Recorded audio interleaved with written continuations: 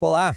A análise que a gente mergulha hoje parte de uma ideia, bem provocadora. E se o sistema financeiro, que em tese deveria nos conectar, na verdade estivesse nos separando? Vamos explorar exatamente essa ideia, a de que as finanças modernas, no fundo, funcionam como uma grande força que dissolve os nossos laços sociais. Pois é. A fonte que estamos analisando aqui não faz rodeios. Já começa com essa pergunta que, vamos combinar, abala um pouco as nossas certezas sobre qual é o propósito fundamental de todo o nosso sistema financeiro. E para a gente conseguir acompanhar o raciocínio, a gente precisa primeiro ajustar o nosso olhar, entender a palavra usura de um jeito diferente. Não é só sobre juros altos, sabe? É bem mais fundo que isso.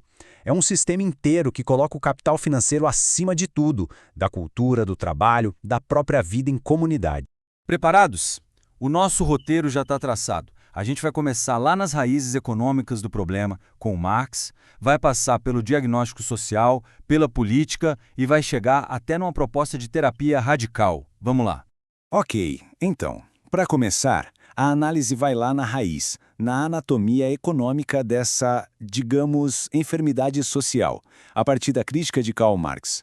O Marx aponta uma virada fundamental aqui. Antes, o ciclo era assim. Dinheiro comprava mercadoria para produzir algo e aí sim gerar mais dinheiro. Precisava do mundo real, da produção. Agora, no ciclo puramente financeiro, o dinheiro parece se multiplicar sozinho, magicamente. É um ciclo que o próprio Marx chamou de a mãe de todas as formas insanas. E aqui está o pulo do gato. Olha só a diferença. De um lado, no capital industrial, as relações são visíveis, né? O patrão, o empregado, a fábrica, dá para ver. Do outro lado, tudo vira um fluxo abstrato de capital, onde as relações entre quem empresta e quem deve se tornam invisíveis e impessoais. E essa metáfora do vampiro que a fonte traz, nossa, ela encaixa perfeitamente aqui. Pensa bem, o capital financeiro, como um bom vampiro, não cria vida. Ele não produz nada de novo. Ele só vive sugando a energia do trabalho real, da produção, da vitalidade da sociedade. Bom, se o Marx deu para a gente o esqueleto econômico do problema, a análise agora vai buscar a alma social da coisa. E para isso, recorre a Werner Sombart, que enxergou esse conflito todo como uma grande batalha entre dois tipos humanos. Para o Sombart, a modernidade é o palco de uma batalha de almas. De um lado, o mercador, que sempre pergunta o que eu ganho com isso, e do outro, o herói, que se pergunta qual é o meu dever. E segundo a análise, o mercador venceu essa batalha. E o resultado dessa vitória é o que a gente vê aqui. A sociedade deixa de ser como uma árvore, sabe? Um organismo vivo, com raízes, com laços fortes, para virar uma máquina, um monte de engrenagens, onde cada peça é um indivíduo isolado e, substituível. Mas olha, essa transformação toda, de uma comunidade para um amontoado de indivíduos, isso não acontece por acaso, não. A análise agora mostra como a política ativamente constrói esse mundo de isolamento, se baseando em pensadores como Alain de Benoist e Hilaire Belloc. A lógica por trás disso é implacável. Para o capitalismo global, as culturas, as tradições, tudo aquilo que nos torna diferentes uns dos outros, tudo isso é visto como um obstáculo, um custo. O grande objetivo é criar um consumidor universal, igualzinho em todo lugar, previsível. É a tal ideologia do mesmo.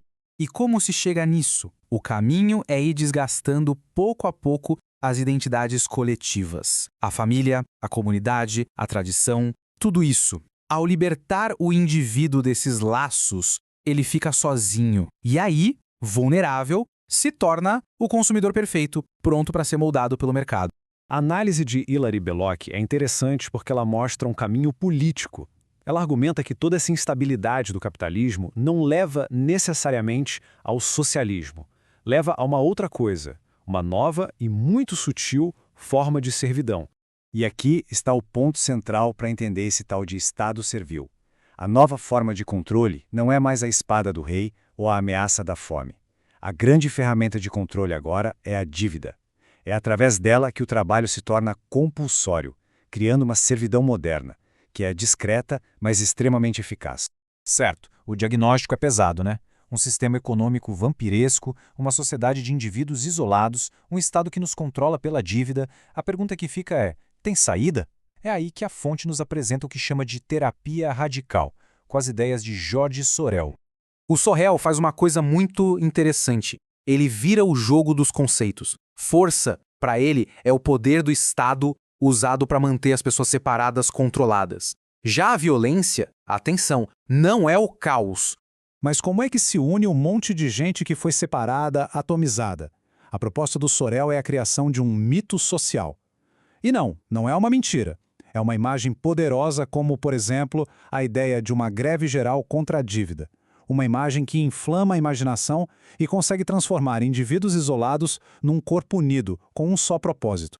Beleza? Agora vamos juntar todas as peças desse quebra-cabeça.